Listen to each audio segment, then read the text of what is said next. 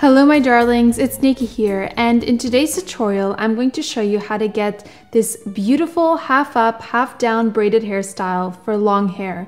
And the reason why I recommend doing this hairstyle on long hair is because there's a braided flower at the back of the head that requires a lot of hair to work with. And if your hair is shorter than your collarbone, the flower that you're going to be able to create is going to be very small and going to be very difficult to work with. So if you don't have long hair but you have hair extensions, I would recommend clipping them in for this hair tutorial in order to get the most out of this look. Now I have my 240 gram set of fancy hair extensions clipped into my hair today. Now I clip them in just as I normally would, starting at the nape of my neck, and they go up all the way till my crown line. I really didn't do anything in particular to style them today. They're just styled from the last time I wore my hair extensions. But if you're going to be recreating this look, I highly recommend recreating it on curly or wavy textured hair just to give it that romantic bohemian vibe. So if you guys want to know how I created this beautiful half up, half down braided hairstyle, keep on watching.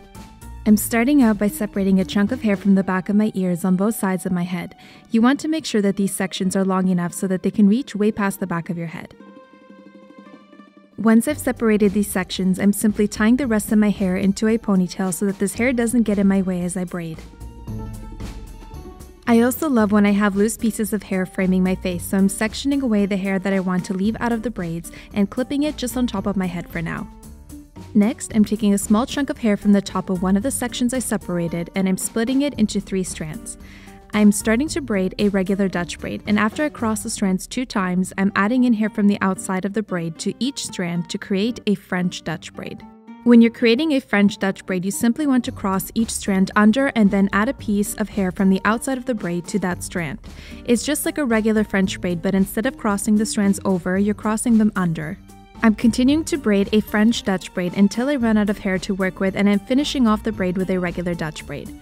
I'm braiding just far enough so that the braid reaches past the back of my head because I will be undoing some of this braid a little bit later. You also want to make sure that you are not braiding too tight or too loose. If you braid too tight, you're going to have a hard time loosening up the braid after. If you braid too loose, your braid is going to look like a hot mess, and we definitely don't want that. I'm tying off my braid with 2 small hair elastics right here, and then I'm pulling on this outside sections of the braid to add thickness to the braid and also make it look more undone.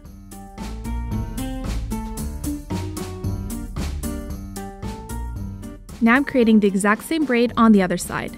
Now I know that you can see my clip-in hair extensions peeking through right now, and it's very obvious because of my ombre hair color, but if you have ombre hair like me and you're wearing clip-ins that are the same color as the ends of your hair, I promise that you'll still be able to cover them up once we're done with this hairstyle.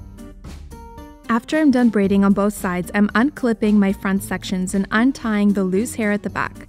At this point, I'm taking the time to make sure that my hair extensions are covered with my loose hair before I tie my braids together at the back of my head.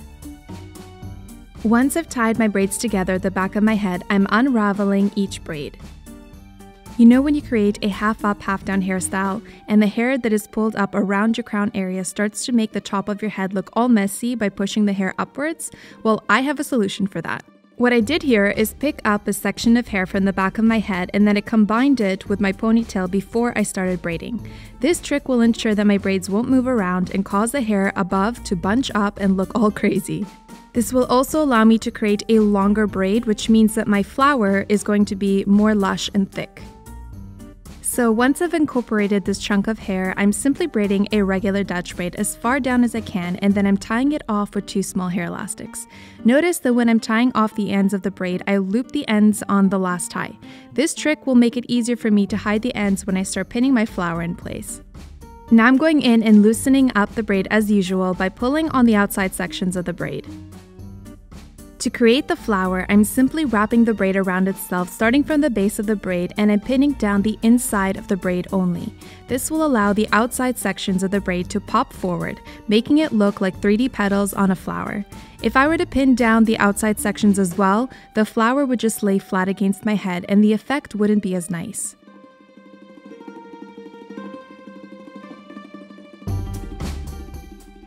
When I get to the center of the flower, I'm just rolling the ends of the braid into a little ball and then pinning them down so they don't stick out. Once my flower feels secure and there is no loose hair or bobby pin sticking out, I'm gently pulling on the outside sections of the braid again to make the petals look more pronounced. And that's how I created this romantic half up, half down hairstyle with a braided flower. I hope you love it as much as I do. With Valentine's Day just around the corner, I think this hairstyle is perfect for that occasion. I don't know about you, but when I see braids and flowers, it instantly reminds me of romance. So I really hope you guys try this out this coming Valentine's Day and let me know how it worked for you. If you can take a picture of your Valentine's Day outfit with your beautiful Valentine's Day hair and hashtag it with my fancy hair on Instagram, that would make me so happy because I'd absolutely love to see your recreations. So if you guys enjoyed watching this video and would like to see more hair tutorials like this one, please give this video a thumbs up and subscribe to my YouTube channel if you haven't already. Thank you guys so much for watching. I wish you all a very, very happy Valentine's Day, and I will see you in my next video.